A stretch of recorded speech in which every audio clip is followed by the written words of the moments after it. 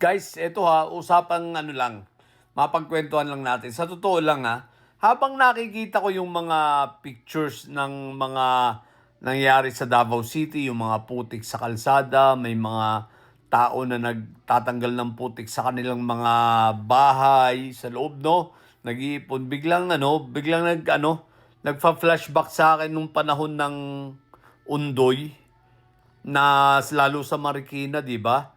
Na yung mga tao ay talagang putik, no? Grabe ang putik sa kalsada, pumasok sa loob ng bahay, ang mga sasakyan, naalala ko noon kasi mga nag-rescue pa ako noon eh. Ang mga sasakyan nakataob, 'di ba? Talagang tinaob ng mga baha. Meron pa nga sa Marikina noon na na nasa doon sa malapit sa kanilang sa Oval, itong Marikina Sports Complex. Talagang nandun na nakapatok sa ibabaw ng waiting shed. Yung mga ibang sasakyan, what the heck. So naalala ko lang. Pero ang pagkakaiba, undo yun. Ito, ulan. Di ba? Ulan lang. Ulan lang nagkaganon na. Pero guys eto kahit na ulan yun, masasabi natin na para sa Davao City talagang delubyo na yun dahil katakot-takot grabe yung inabot nila dahil yan sa syempre wala naman talagang flood control na ginawa dyan dahil ibinulsa lang ni Iyutman ang pera. At yung mga perang pang flood control dyan na hinihingi ni Iyutman tsaka nitong iba pang congressman dyan na kamag-anak rin nila, yung pamangkin ba yun? O yung anak pala, no? Matik yan, sa bulsa yan, ipinampapatayo lang ng 7-Eleven. Okay?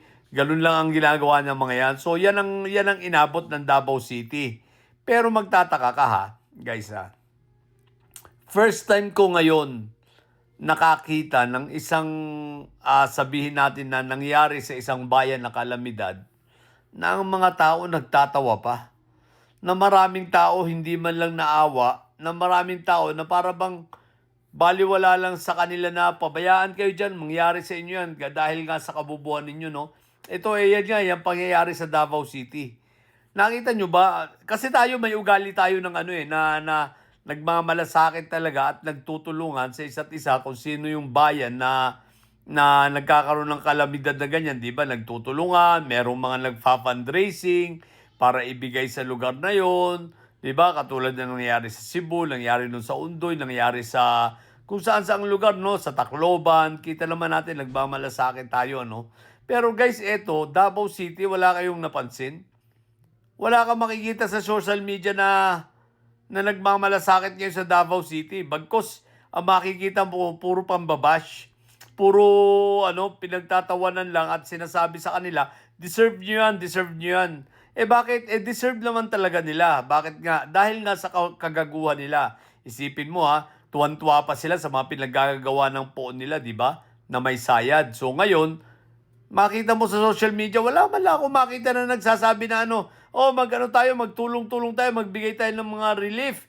Tulungan natin yung mga naapektuhan ng baha sa Davao. Talaga naman, ilan ang namatay may mga injuries din dyan, may mga casualties din dyan plus may mga injured, di ba?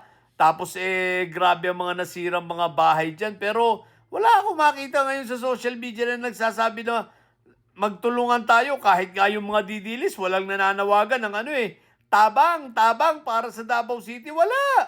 Sasabihin naman ng mga yan, kasi may pera ang Davao, kayang-kaya nila yan. Anong kayang-kaya? Mga bobong didilis, baka hindi nyo alam na 10 bilyon taon-taon ng itinutulong ng national government sa Davao City sa kanilang national allotment program.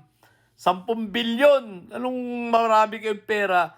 Maraming pera kinuha ng mga nila Iyutman, ng mga Duterte at ibinulsa. Kaya nga nagkakaganyan kayo sa katangahan ninyo, hindi nyo ba napapansin? Sunod-sunod ang dilubyong nangyayari diyan sa Davao City. Hindi nyo napapansin mga taga Davao, no? Pati yung matitinong nakatira diyan nadadamay sa kagagawa ng iilan. 'Di ba? Mga siraulo kasi kayo So, kaya yun, di ba? Isipin mo, walang pumapansin. Imbis na malungkot yung mga tao, parang natutuwa pa sa nangyari sa Davao City. Sa bagay, hindi natin masisisi. Katulad ko, ako hindi naman ako nalulungkot. Natutuwa ako, nalungkot lang ako doon sa mga batang nadamay. Pero in general, bayae kayo, kasalanan nyo yan, ginusto nyo yan. Duterte, pari! Siya nga pala, no, bakit nananahimik yung mga vloggers kayo na taga Davao?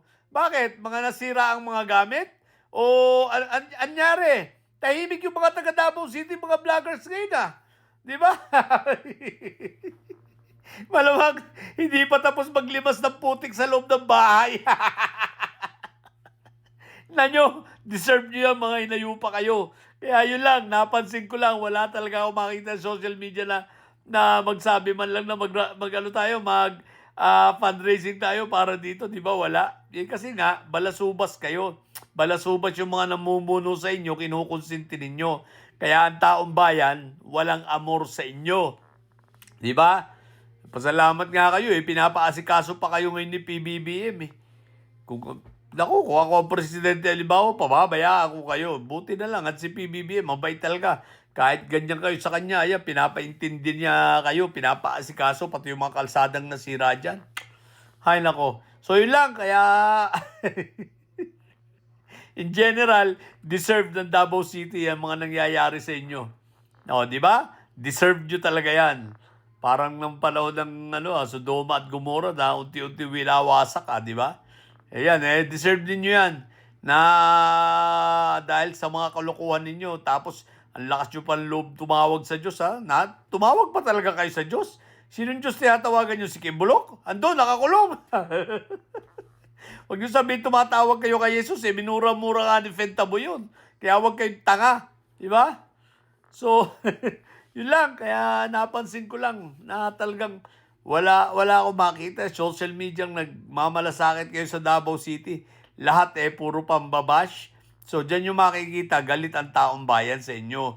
Alam nyo, kung mahal talaga ng taong bayan si Inday Sayad, di sana ang daming, asan ang tao ngayon na nagmamalasakit sa Davao City na nagsasabi man lang na mag-fundraising tayo rito, tumulong tayo sa Davao City. Asan?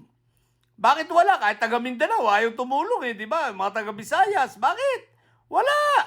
Wala man lang nakikialam sa mga tao at nagmamalasakit sa mga binaha dyan. Kung tutusin, kayo ang malalaan tama ng baha. Wala namang bagyo sa inyo, ulan lang, pero ang lala ng tama sa inyo. Samantalang yung norte, ayun, ang ganda ng kanilang mga flood control, bumaha nga, pero wala agad. Tawag nito, konti-konti lang ang damage. Tapos, humupa agad sa inyo, ang lala ng damage, parang naundoy, Ulan lang yan, wala pang bagyo yan. Uulitin ko, ulan lang yan at wala pang bagyo. O di ba tulad nga ng sinabi ko sa inyo, kapag may ulan sa inyo, dilubyo. Kapag may ambon, hanggang bewang ang baha. Kapag may hamog, hanggang tuhod. O di ba At yan ay hindi na matatagal, mahaba-haba pang panahon yan. Bakit? Dahil yung pera na para dapat sa flood control dyan, naibulsa na ni Iyotman. So, magtiis kayo ng mga hinayupa kayo. So, yun lang. Mga sira ulo putik na yan. Mga bobo didilis at may sayad na nyo. Ang tatay nyo ay preso, ang BP nyo ay bobo. Manatili kayo mga bobo at may sayad. Sapagat ang may sayad ay laging high blood. Bye!